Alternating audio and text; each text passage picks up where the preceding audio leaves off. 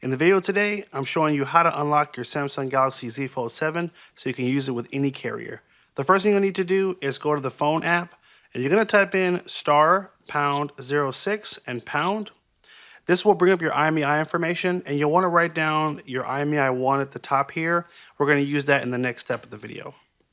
Next, we're going to go to Google Chrome to the website, theunlockingcompany.com, and we're just going to fill out a few prompts, starting with the manufacturer, which is going to be Samsung. And then we'll go down to the phone model, which is going to be the Galaxy Z. There are a lot of Galaxies in there, so go right down to Galaxy Z, Z Fold 7, and then tap Unlock Phone. And on this page here, it'll show you the price, what it'll cost to unlock the phone, which is just $27. You'll select the country you purchased the phone in. For us, it was the United States. The carrier is going to be AT&T. And the IMEI, you're going to paste the IMEI that we got in the first step of the video. And then you're going to add to cart, checkout, and you're going to pay.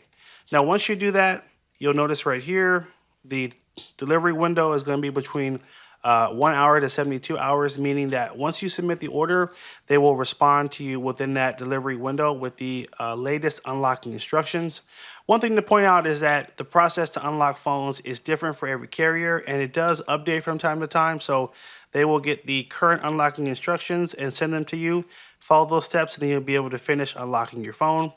After that, you'll want to grab the SIM card of the service you'd like to use the phone with. So for us, it's going to be T-Mobile. So I'll just pop in my new T-Mobile SIM card, restart the phone, and you should be good to go. I'll leave the link to the website in the description down below. Thanks again for watching. Take care, and as always, have a good one.